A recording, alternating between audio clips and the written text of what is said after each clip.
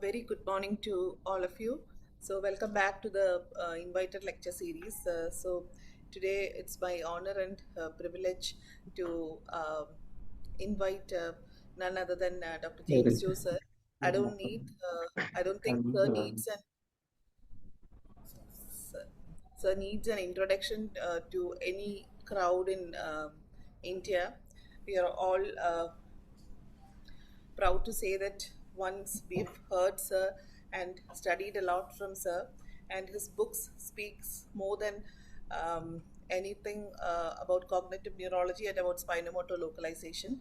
And recently, Sir would remember we had been for some crash course in neurology, and without knowing who Sir is, some students were sitting with this cognitive neurological examination and studying that. I had to introduce that this book is written by none other than this person sitting right in front of you. So that speaks for Sir. And what I myself and Dr. Sajit was also saying the same.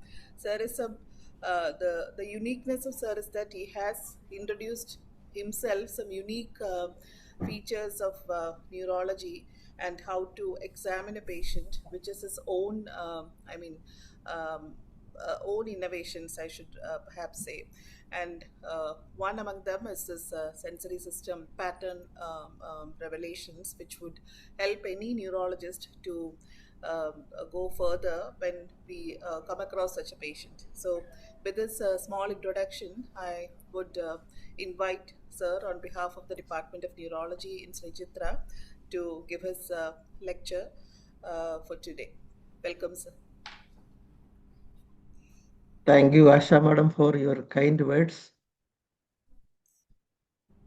First of all, I have to thank all the teams, especially Ashalatha Madam, for giving me a chance to present this topic before you. Is my slides visible? Yes, sir, everything is perfect. Oh, okay. So, as you know that sensory system is an area in neurology, whereas you know that the examination is very difficult and it is not much emphasized in neurology teaching classes or neurology CMEs or any other programs. Over years, I have found that if you recognize the sensory pattern, sensory examination become very simple and they give a very precise localization to the site of lesion. So in this lecture or in this in the coming hour, I will tell you how to recognize the pattern in sensory system and how you can reach a conclusion from that. So you know that the conventional sensory examination, which consists of examination of the pain and temperature, which check the small fiber system. I always say rather than nerve or tract, I will say systems, because the small fiber system means the small fiber in the peripheral nerve, the spinothalamic tract in the spinal cord, as well as in the brainstem, as well as the thalamus. So they constitute the small fiber system, and the large fiber system, which is constituted by the posterior column, large fiber in the peripheral nerve, posterior column, and the medial limb in the medulla, as well as the ascending system. Or the large fiber system is the discriminative sensory system, where we check it by the fine touch, vibration, proprioception, and cortical sensations. You know that, as all of you know, that the problems of conventional sensory examination. Actually, I shall tell you, I was afraid of taking neurology as a specialty because of the confusion created by the sensory system to my teachers. Because it is sensory system is always subjective and the answers are always confusing. It is very time consuming. You see that most of us spend a lot of time checking the sensory system, and finally we reach nowhere. Whether we are unable to say which system is involved, whether it is there or not, because the answers are always very confusing also. And of course, you should remember that it is not patient friendly. Patients are cooperating with us, but applying pain, temperature, other sensations are very unpleasant to the patients, especially who are very sick. And always remember that they are modality specific, not site specific. We examine the pain and temperature and the discriminative sensations, but we are not oriented towards the site. We are oriented towards which modality is involved and whether the sensory involvement is there or not. So all these problems are there when you examine the sensory system in the conventional way. So my own recommendation is, by history or by examination, you try to identify the sensory patterns. Sensory patterns. These sensory patterns are already known and discussed in different textbooks as well as in different clinical classes, but you should have a precise idea how this will help you. So the sensory pattern, you know that the sensation start with the receptor, then the nerves, then the roots, and in between there are plexus, then comes the tracts, then thalamus, the relaxation, radiation, as well as the cortex. So these constitute the sensory areas or the sensory system. And if you each site like nerve, root, or tract, they give precise pattern. So if you identify what is the pattern of sensory involvement in a given patient, you can directly say that this is the site of involvement. That is the advantage of identifying the pattern. I always try to identify the pattern rather than more concentrating on which modality is being involved because they are site specific. So we'll see the what are the patterns. The first pattern is known to everyone, that is talking and glove. We all say it is glove and stalking, but I will always say it is not glove and stalking, but it is talking and glove, because a glove, stalking and glove, the sensory symptom gradually ascend from the lower limb up to the knee, and then it involves the upper limb. So it is a stalking followed by glove. If you see this pattern, there is no differential diagnosis. It is a polyneuropathy, it is a length-dependent neuropathy, and it is a and as you know that it indicates a length-dependent neuropathy, usually time back neuropathy of metabolic toxic drugs and other deficiencies are the cause. So this is the one of the common pattern which is seen in sensory system, and sometimes you will see that with further extension when the sensory involvement may occur, happen in the trunk as well as periorally. Remember that the importance is at this stage patient may say that the whole body is affected with the sensory, and you may think that patient may say that I have loss of sensation or I have sensory symptom all over the body, but you in such cases you check the proximal part of the limbs. Proximal part, it will be graded one. The distal part will be more affected with relatively sparing of the proximal part of the limbs. And over the trunk, you will see the anterior part is maximum affected with relatively sparing of the back. And in the in the head, the perioral area is the maximum affected part, and the periphery is relatively spared. This pattern, if you see, and the patient says that I have sensory loss all over the body, check for this pattern, and if that pattern is there, you should remember that it's an extended stalking and glove pattern.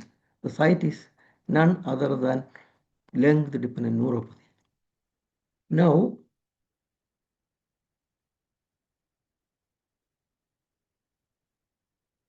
the next is comes glove and stalking pattern. Glove and stalking. Glove and stalking means the upper limb is affected first. This is followed by the lower limb. So the glove is coming first, then the lower limb. If this pattern is seen, immediately you have to think you may be dealing with a myelopathy, especially a high cervical myelopathy. The moment you see that the upper limb is affected first, then the lower limb is affected, think that it's a glove and stroking pattern, and likely that it is a myelopathy. And remember that neuropathy can also present this pattern, especially when it's a confluent neuropathy or it's a mononeuritis multiplex, especially when it's a non-length dependent neuropathy. So remember that this is what is called glove and stroking. Now, why the upper limb is affected? The explanation is it is this upper limb sensory area is a watershed area. If you see this part, the spinal cord is supplied by two areas, internal water. There is an internal watershed in the spinal cord. The central part of the spinal cord is supplied with the sulcar artery, and the periphery is supplied with circumferential arteries. So the periphery is richly supplied with blood. The central part is also supplied with blood. In between, there is a watershed. This is what is called border zone areas, internal watershed area of the spinal cord, which constitute the hand areas, both for posterior column as well as for spinothalamic tract. It's the upper limb areas. That is why the hand, especially the hand area, which is represented maximally, you will see the involvement of hand. The next one is what is I call ascending pattern. Ascending pattern means that the sensory symptoms start bilaterally in the lower limb, but it ascend up to the thigh without involvement of the hands. That is what is called ascending pattern. If this pattern is there, it is again tract, and the involved site is spinal cord. Remember that such sensory symptoms may sometimes be presented by the patient in neurogenic claudication. They may say that when I am walking, I have sensory symptom involving all the lower limb up to the groin. And usually these sensory symptoms will be subsiding when patient is taking rest. So such ascending pattern may sometimes be given by a neurogenic claudication. Other than that, it is a tract which is involved. Now the well-known level is there. It starts from the lower limb, ascend up, ascend up, ascend up to the level, either in the trunk or in the chest. Of course, you know that there is no other localization, but it is always a tract in the spinal cord. Now, the well-known brown sequoia pattern, you know that brown sequoia pattern is due to hemisection of the cord. You will see that pain and temperature involvement on one half and posterior column sensation on the other side of the body or the limb. The posterior column involvement, the site of, and again the posterior column sensation involvement will be associated with pyramidal tract involvement. So an ipsilateral weakness with the posterior column sensory loss from one side, with the opposite side pain and temperature loss because of the involvement of the crossed spinothalamic tract is what is called Brown-Sequard syndrome. Brown-Sequard syndrome means that hemisection of the cord, and sometimes you may see that in many of the case pure Brown-Sequard syndrome may not be there. There may be bilateral signs, but more or less a hemisection of the cord may be identified in many cases. The next pattern is what is called a stalking pattern. The stalking pattern means that this patient will have a sensory symptom ascending from the lower limb, ascending from the lower limb up to the knee, up to the knee. The upper limb is not involved. You are confused because is it a stalking and glove pattern? But you cannot say whether it is a glove pattern because upper limb is not involved. In such cases, you have to consider that when the sensory symptoms are ascended up to the knee, it's a stalking pattern. Remember that this could be an evolving stalking and glove pattern, or it could be an evolving level. Evolving level. So after some time, if it is a evolving stalking and glove pattern, you will see the upper limb is also being involved. If it's an evolving level, you will see that the upper limb is not getting involved, but the sensory is level or the sensory symptoms are ascending up to the thigh. Now, in this stage, when it's a stroking pattern, I always check the angle jerk because angle jerk will tell you in which way the sensory system is going to evolve. If the angle jerk is well preserved or exaggerated, you are sure that it is going to be an evolving level because of the associated pyramidal sign.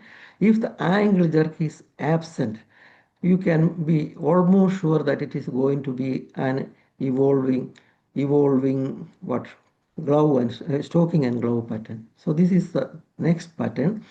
Now comes the commonest sensory pattern, which I call patchy sensory involvement. Patchy sensory involvement means that areas of dermatomes or areas of limbs or trunk or face may be affected in a patchy area, either as a linear manner or in an oval manner or a circumferential manner.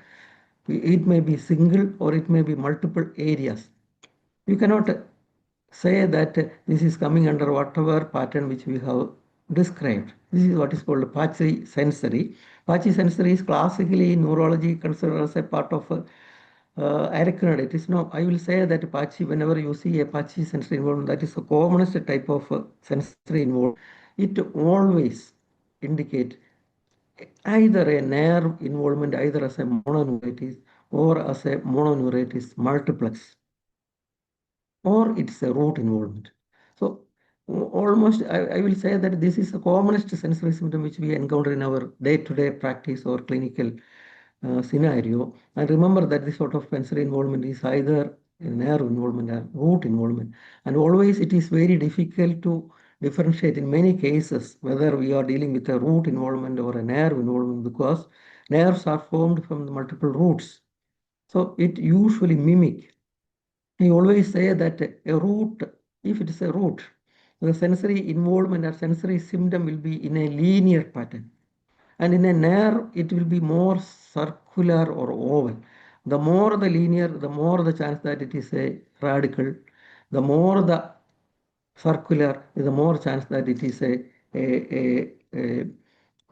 sensory involvement involving the nerve. And regarding the dermatome, you should remember that there is always confusion in clinical practice. Remember that when it's confined to the upper arm, it is C5. When it is medial forearm, it is T1. It's not absolutely correct, but you have to start with some points to have an idea. And I found that clinically correlating this is the dermatomal pattern of a root, the C5 and T1, and the thumb always I consider C6, and the middle finger as C7, and small little finger as C8. The index is C7 or C7, C6 or C7, and the ring finger is C7 or C8. If you remember this pattern, this is a basic concept from which you can have fluctuations depending on the clinical scenario.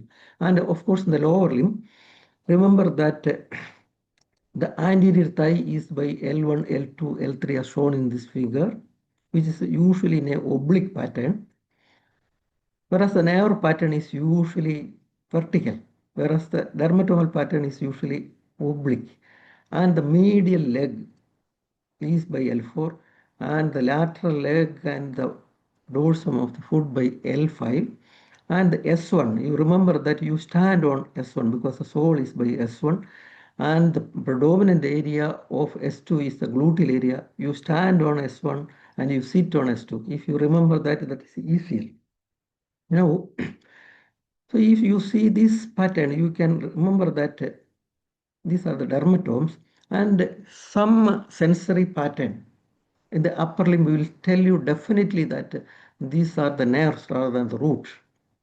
One is the bulge area. If the bulge area, circumscribed area in the upper arm, in a circular area, bulge area, it's always nerve. And if the first web space is involved, it's a nerve because it's a monopoly area of the radial nerve. The first web space involvement in the upper limb is specific for a nerve involvement. Similarly, sparing of the first web space is also specific for a nerve. Splitting of the fingers. If you can see that splitting of the fingers, no dermatome split the finger, but nerves, median as well as the ulnar nerve, split the nerves. So splitting is always suggestive of a nerve involvement. The lower limb area, if you see a small area in the medial thigh, that's nerve. Usually seen in pregnant women after delivery and all, the obturator nerve is being compressed.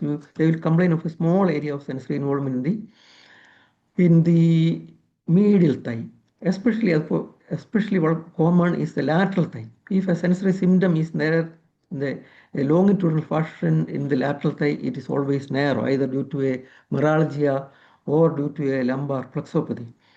As in the upper limb, splitting of the toes, no dermatome split the toes, but the nerve split the toes. And the first was space in the foot, either involvement or sparing indicate that it's a nerve, and medial leg is usually indicates a nerve. And remember that medial leg involvement which crosses the medial malleolus. If a patient is saying that he has an in the medial part of it is crossing the medial malleolus, likely that this could be a root, because the saphenous nerve which affects which supplies the medial leg is supplying only up to the malleolus. It won't cross the malleolus, whereas the C5, the L4 root, which some usually cross the medial malleolus. That is how some of the points which you say whether it's a nerve or root, but always it is very difficult. Now, the next sensory pattern is the saddle anesthesia. You know what is a saddle? This is the saddle area, perianal sensory loss. A perianal sensory loss indicate that a conus lesion or a root arising from a conus. The root arising from the conus is S3, S4, S5, a central coda equina lesion or a conus lesion. Both can produce a perianal sensory loss. Of course, you know that almost all patients with this problem will have associated bladder, perianal lax anus sphincter, absent bulbocavernosus, also all sort of problems with the conus. Very rarely, a conus syndrome may be due to a involvement of the pure radicals, as in sometimes herpes simplex infection, vesicles there, and pure sensory symptoms may be seen, which may be due to pure nerve, which may be due to the nerve involvement of that area. Now, uh, regarding the perianal sensory loss, you should remember that perianal sensory loss is highly suggestive of a conus or central coda equina lesion. But we always remember that sometimes you will see that there is bilateral involvement of the all modalities of especially pain and temperature loss from both lower limb with relatively sparing of the perianal sensory loss. Involvement may be there, sparing may be there. In a scenario of lower limb sensory involvement, especially pain and temperature, when the perianal sensory area is relatively spared, that means that it is a spinothalamic involvement where the lesion is intramedullary, because the perianal sensations are represented, the sacral area is represented in the spinal cord, spinothalamic tract laterally. So you may see that a relative sparing of the perianal sensation in a intrinsic cord lesion producing spinothalamic lesion. So sparing as well as involvement is very clinically significant in a sensory system examination. Now, the suspended dissociated sensory loss. Here, what you will see that pain and temperature is lost from some dermatomes, usually from the upper limb and trunk, with a relatively sparing of sensation, the dermatomes above as well as dermatomes below. This is usually seen with a intrinsic central cord lesion where the crossing sensory fibers are involved. The pain and temperature fiber which cross in the anterior commissure of the spinal cord is involved by a central lesion, usually a syringomelia, which produces suspended dissociated sensory symptom. Remember, there is another condition which is called reverse dissociated sensory loss, where the posterior colon sensations are lost from these areas rather than the pain and temperature.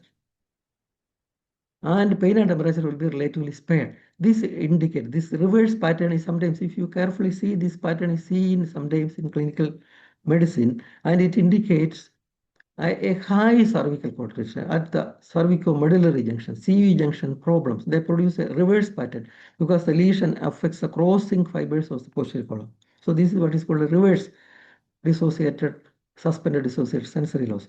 Remember that a intramedullary central lesion of the cervical and upper dorsal will produce this pattern, and when it is a lower dorsal or intrinsic lesion of the lower dorsal or lumbar cord, it produces a sensory pattern where there will be a descending sensory pattern. Descending, when you see a descending sensory pattern, same thing, intramedullary lesion, which affects the lumbar or lower dorsal cord is the one which produces this pattern. Now comes the cross sensory loss. You all know that the medullary, the classical lateral medullary syndrome uh,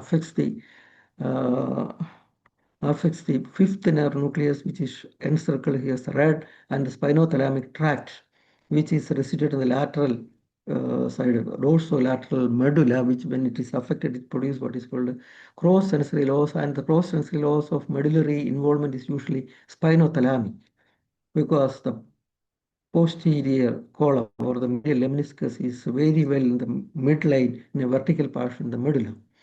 So this is what is called cross sensory loss. Then comes what is called hemisensory pattern. Hemisensory pattern means involvement of the sensory involvement from one half of the body, including the face as well as the body. This is what is called hemisensory pattern.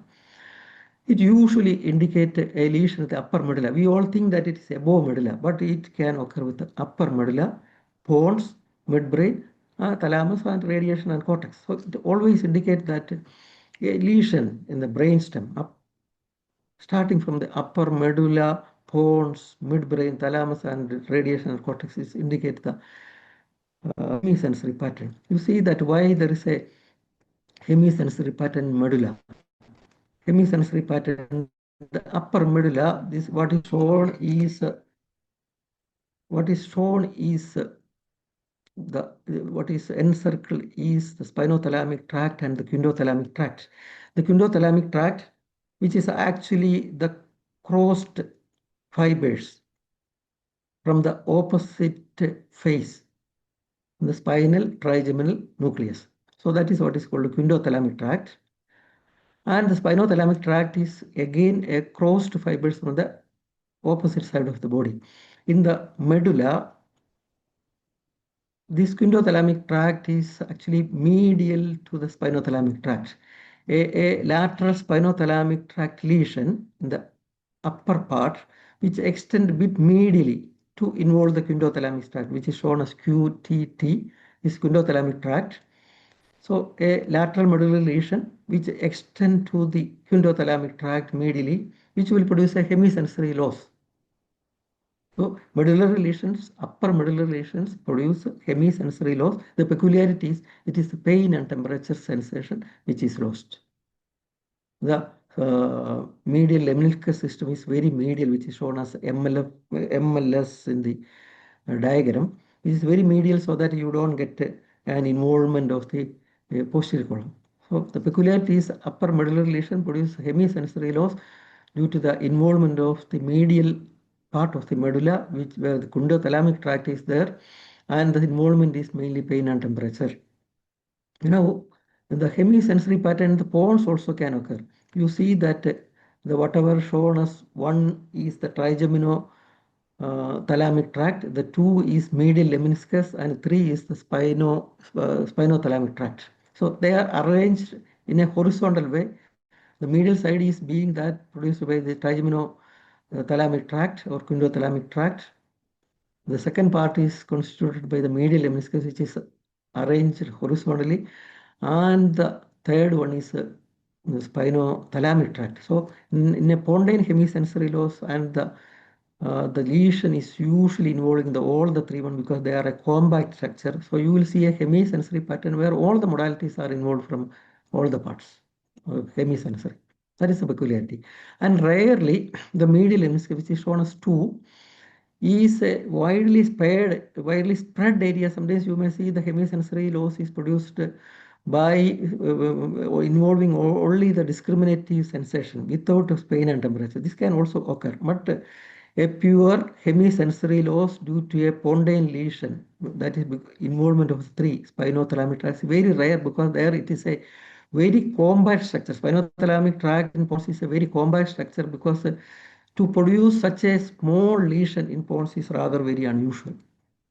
Now, there is another pattern which is called chiro-oral sensory pattern. Chiro-oral means that the face is involved, especially the perioral area and the cheek is involved, along with the hand is involved. Chiro means hand, oral means the face, the perioral area. This is another pattern which is sometimes you see. Patient may come with a sensory loss from the side of the face. Immediately you ask whether the hand is also involved, thumb or fingers or the hand is involved. This pattern is sometimes seen clinically. Remember that the commonest site is a post-central cortex. Post-central cortex is the site which is usually involved in such a case. Now, sometimes you may see that these sort of oral sensory pattern is seen in thalamus and pontine lesion. And this is in the pons, as I have said, that this is the pattern of arrangement of the tracts, endothalamic or the trigeminothalamic tract. The A, B, C represents the two represent the medial lemniscus system, and the orange one, three indicate the spinothalamic tract. And the A area, which is the area marked as A area, is the hand area, and the red one is the one which represents the face area, and a circumscribed lesion in the pons. The same pattern, lamination or the homunculus is there in the thalamus also. They may produce a similar pattern. This is what is oral sensory pattern. Now comes a separate entity which is called a ganglionopathy. So these are the usual patterns which you see in our clinical scenario. And 99% of the sensory involvement can be delineated in any of the pattern which we have described. But there is another entity, sensory involvement. You know that ganglionopathy is coming in a big way to the clinical medicine. And always when a sensory involvement is the sole or predominant involvement, ganglionopathy is always the consideration. Remember that ganglionopathy can mimic any of the pattern which I have described. Any of the pattern I have described can occur with ganglionopathy. So whenever there is a pure sensory involvement without involvement of any other system, consider that you may be dealing with a ganglionopathy. The common pattern of ganglionopathy involvement is I have shown the pattern is a stalking and glow pattern. Stalking and glow pattern, but usually ganglionopathy is a no-length dependent problem with the result that stalking and glow pattern, which I have shown, it's not glow and stalking and glow pattern, which I have shown first, is usually asymmetrical. Asymmetrical. When you see that the pure sensory symptom, which is asymmetrical, evolution is stalking and glow, consider that this could be a ganglionopathy. The second is the extended one, where the trunk and face is involved. Asymmetry is there. Whenever there is a gross asymmetry, consider that it could be a ganglionopathy. And pure upper limb involvement, mimicking a patchy sensory involvement, especially the upper limb. Pure sensory, always consider ganglionopathy. And of course, glow and stalking, that is sensory symptoms starting the upper limb, then subsequently involving the lower limb. Again, don't consider myelopathy if it is grossly asymmetrical in onset and purely sensory. So ganglionopathy, I will say that any pattern can involve. I told you that a herpes in the perianal, in the dermatomes of S3, S4, S5 area, ganglion involvement due to herpes. Sometimes produce perianal sensory loss. It's actually ganglion is a part of a nerve or ganglionopathy. So consider ganglionopathy when it's a pure sensory involvement, whatever is the pattern. Whatever is the pattern. Now, before concluding, I will say that there are certain pattern mimics, which you should be very careful. Pattern mimics. That when you learn the pattern, the moment you see some pattern, you will see that this is consistent with this pattern, so the site is this one. For example, sometimes you may see that a small area, you see that the yellow area which I have marked is patient is coming with a small area of sensory loss from the index finger, palm, very restricted area, dorsal side of the palm also. And immediately you will consider that it is a nerve, ulnar nerve pattern. And when you check, you may see that it is slightly spilling the ulnar area and all. You may think that it could be a radiculopathy also because it predominantly is one little finger. So it's a patchy sensory loss. So it could be either a nerve or a root. And you will investigate like that. But remember that this could be a restricted, suspended, dissociated sensory loss, a restricted one. Because the dermatome, which is or then the spinal cord, the crossing fiber from the T1 or C8 is restrictedly involved here, resulting in that a very restricted area, a dissociated sensory loss is produced. So always remember that such patchy sensory loss could be a manifestation, especially in the upper limb intramedullary lesion.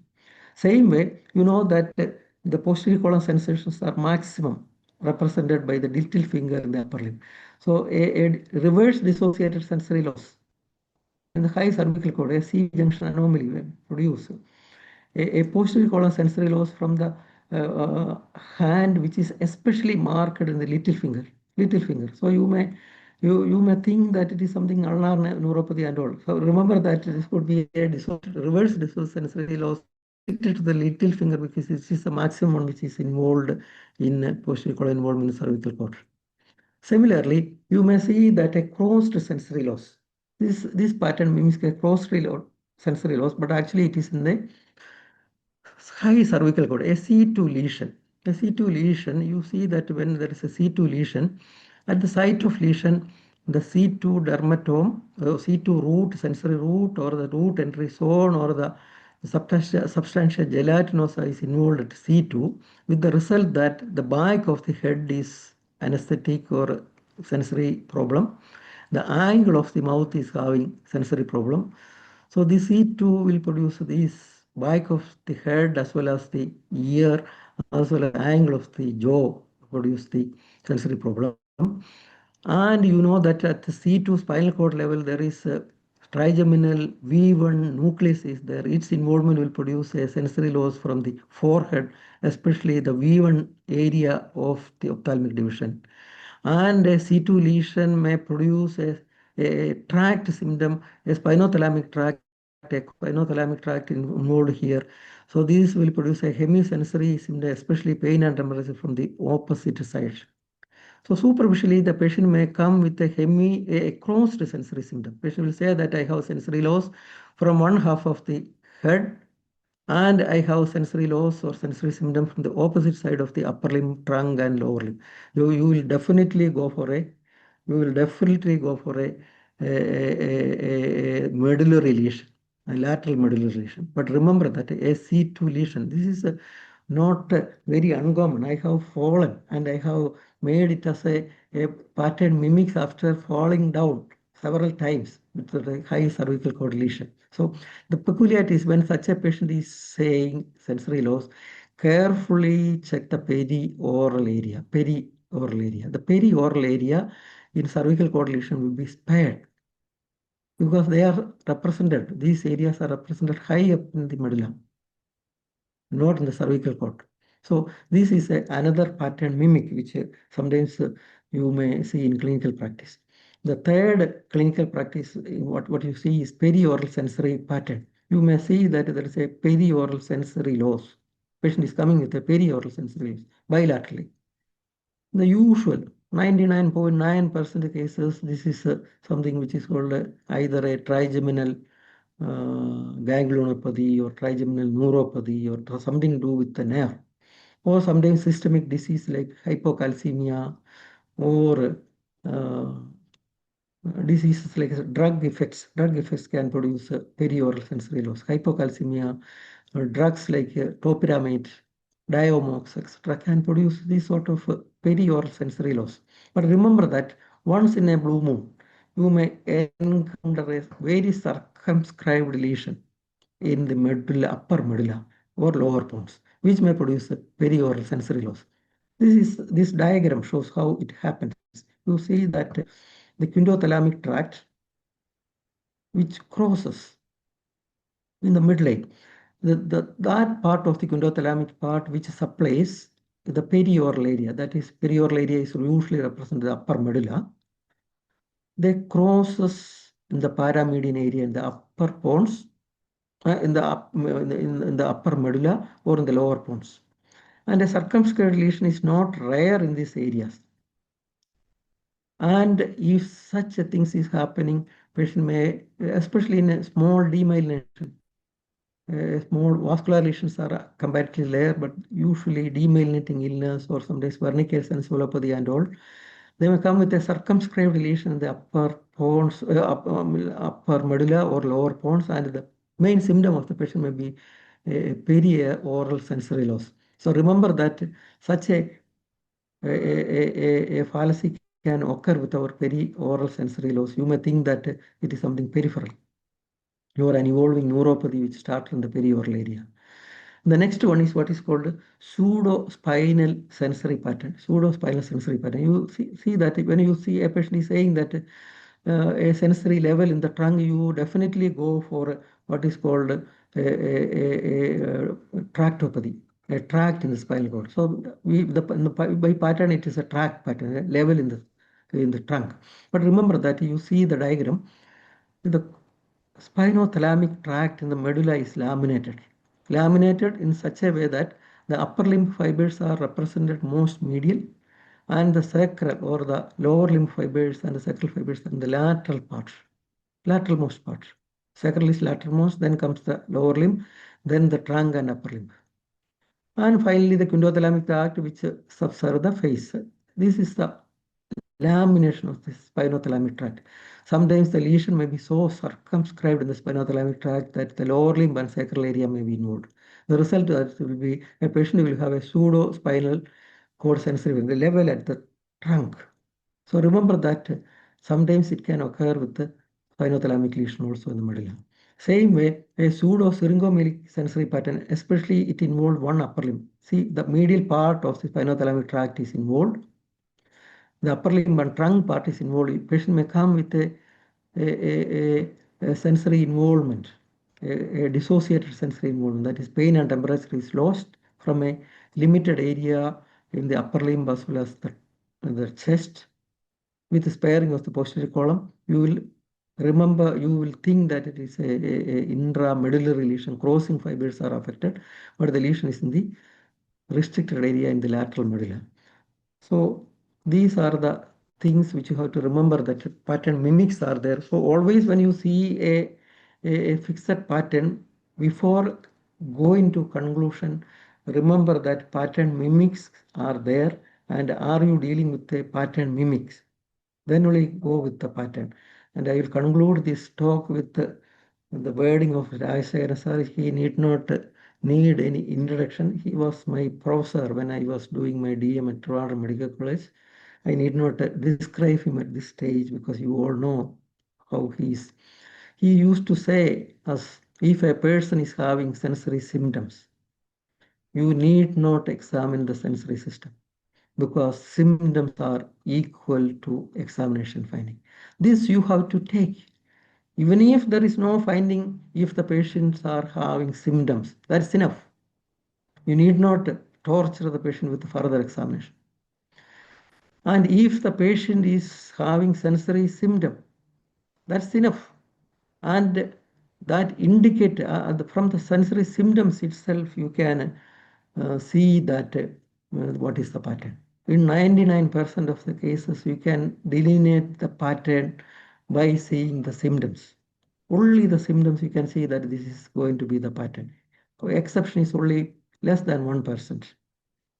And if you further analyze the symptoms, you can very well say whether it is a small fiber system which is affected or a large fiber system which is affected. For example, if a patient is saying that he is ataxic, if he is having a wash basin problem, if he is having a cotton wool sensations while he is walking, he is losing his supples without his knowledge, he is having a sticky feeling the foot, and he is walking with a stamp and all, you know that it's a large fiber system. I don't say it's large fiber neuropathy, large fiber system, posterior column or medial meniscus or whatever is the system which is large fiber system. Or if the patient is saying that I have a lot of dysesthesia, paresthesia, pins and needle, lightening pain, shooting pain, pain, and warmth, itching, those sort of symptoms, when a patient is dominated by the symptoms, it indicates that it's a small fiber system. So even with the history, you can say the pattern is whether it's involvement of a small fiber system or a large fiber system. So this word I always take as a Bible of my sensory system approach. And he used to say that if a person is not having sensory symptoms, be careful because the findings may be unreliable and misleading. This is what we usually see in our clinical scenario. We check the sensation route without any aim in mind, and you will end up in confusion. So my own advice is to the last step should be the sensory examination in sensory system involvement. An exception is that some of the disease in neurology in sensory system start from the beginning as negative symptoms. Most of the sensory involvement start with positive symptoms and then goes to the negative symptom. But there are exceptions when sometimes they start with the negative symptoms. In such cases, a examination may be required for delineating the pattern. The typical example is a hereditary sensory motor neuropathy, Charcot-Marie disease, where a patient may not have a sensory symptom at all. Another example is a syringomelia. A syringomelia patients sometimes may not have any symptoms at all. They won't say that pain and temperature is lost. They will come with negative symptoms which produce burns, Charcot joints, or unhealing ulcer and all. So be careful when you leave the neurology without seeing. I won't say that you should not examine, but if you can avoid by analyzing the symptoms, if positive symptoms are, that is good enough. So thank you.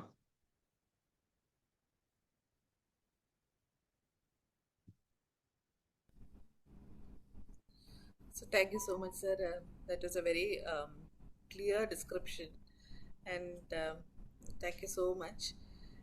We have 10 minutes for taking few questions, if you don't mind, sir. Oh, no problem, madam, no problem. So there's a question from Dr. Suresh. What is the mechanism of pain in arm and forearm in carpal tunnel syndrome? See, this is a carpal tunnel syndrome is a compression of the median nerve. Median nerve compressions or median nerve injury is well known to produce what is called cosalgia. This is a pain which is mediated by the small fiber system. The mechanism, you know that it is equivalent to a regional pain syndrome, cosalgia, which is what is called cosalgia. This cosalgia, the feature of the cosalgic pain, it spread beyond the distribution, dermatomal or area of distribution of the nerve. Median nerve is well known for producing median nerve injury as well as compression is well known to produce cosalgia. And this cosalgic pain, which is mediated by the small fibers, especially the C fiber, will be experienced by the patient radiating to the forearm, upper arm, and even to the neck. I think that answers that question. Anyone from here? Any of our residents? Do you have any questions? Sir, this was a question which was put forth a few years back in one of our examinations. How to test the sensory functions means from the normal to the abnormal or area or vice versa. So different textbooks say different things, but in your practice, what do you Exactly. think? The confusion in textbook itself shows that there is no hard and fast rule. Hard and fast rule. You can check it from either from the abnormal to normal area or normal to abnormal area. I always check it from abnormal to normal area because uh, the stimulation, the abnormal area will have a less sensory problem. So it will be more comfortable to the patient to check from the abnormal to normal area. The moment the area become normal, you can limit the examination. But to go to a abnormal area from a normal area, you may have to have so many. For example, if you take pinprick, you may have to prick the normal skin several times, which is very uncomfortable to the patient. But from a abnormal to normal area, the patient comfort will be much more, but it will be better. So there is no hard and fast rule. That is why the different books says different ways.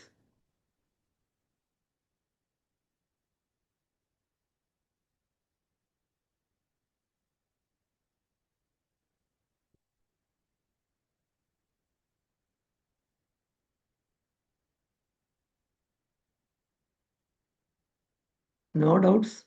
I thought that there will be a lot of cornering questions because One it is more. sensitive.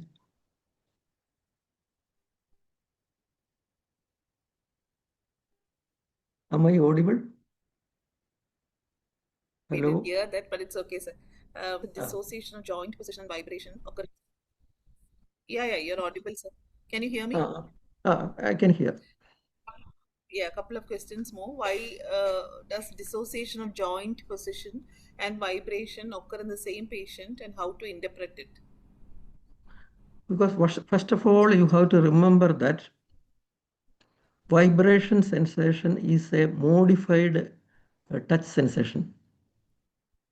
Vibration is actually a modified touch sensation which is transmitted by almost the same tract as that of touch because the receptor is the one which creates the vibration sense. Position sense is an entirely different modality which is carried by another system. When you say posterior column, don't think that it is like an electric wire transmitting electricity to the destination. It's not like that. They are all each system. For example, vibration system, discriminative touch system, nociceptive touch system, joint and position sensor system, kinesthetic system, that is movement system, joint movement system. These are all different system, discriminative modalities which are carried by different physiological mechanism through the posterior column. Even though the tract is there, the mechanism, physiological mechanism of generation, transmission, and interpretation is different. As long as these mechanisms are different, in the same patient with the posterior column lesion, you may see a patient with a preserved vibration with gross involvement of the joint and position sense. That is because the tract is an anatomic structure, but the vibration, position, and joint sensations are physiological phenomena modified by so many gates and others. That is why it is usually seen. Okay, sir, we can take, I think, two or three questions more. Badge area pain in case of suprascapular nerve entrapment. That's a question. How to explain that pain?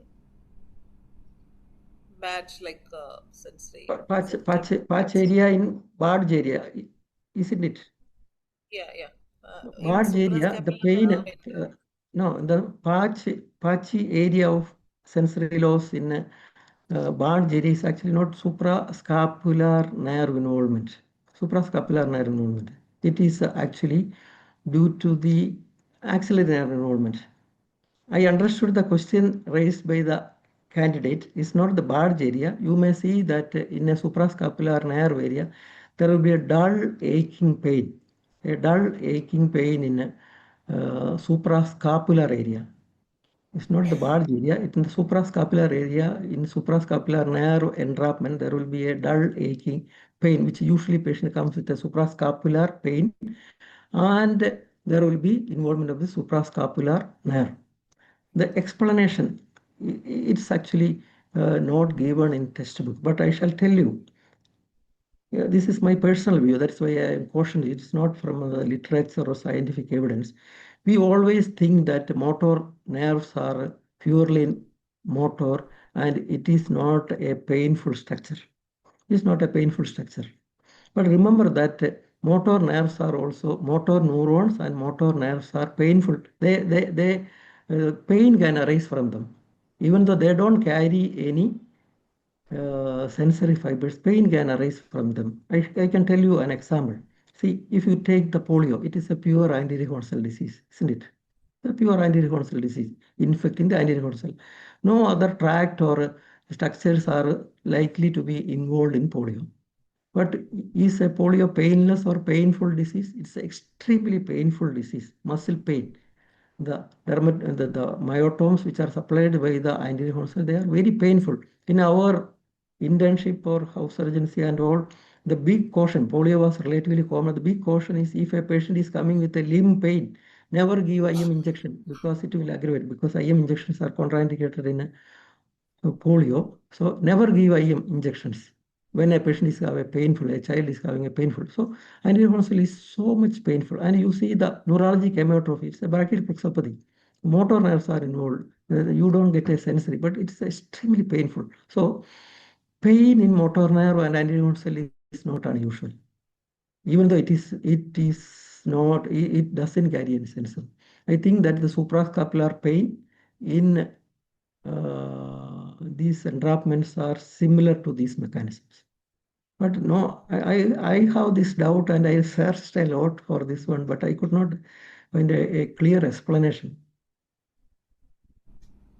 Yeah, sir. Thank you, sir. What are the transition zones misleading spinal localization? I think with that we can stop, sir. Yeah. Uh, Transition zones misleading Transition. So spinal what do you localization. mean by transition zone? The ischemic zones, do you mean that? I don't know, sir. Or I don't know whether the dermatomal overlap and who's the person GG? Can you put it Can you by explain the that question? by the time he or she puts it in writing? The next question is a conversion reaction patient can sometimes tell tongue splitting sensation. Any specific sensory pattern to identify a conversion reaction? Conversion reaction, definitely sensory patterns can be picked up. One is in none of the neurological disease, strict midline split is unusual. Whatever may be the sensory pattern, strict midline split is very, very unusual. If you see that a patient is having a strict midline split of the sensation, it is a feature of a conversion reaction. Same way, suppose a patient is saying that all modalities of sensations are lost from one limb in a circumferential pattern without involvement of any other pattern, that may also indicate a conversion sensory loss. And finally, one thing is vibration sensory loss. You know that vibration sensory loss from skull, unilateral vibration sensory loss from the skull is very, very unusual. It's practically never happens because skull is a box. So vibration in some part will manifest the whole area patient will manifest that it is there is a vibration sensory loss. So vibration sensory loss from skull is practically never occur unless it. But in a hysterical patient will say that the vibration sense is lost from one half of the skull, the other half is okay.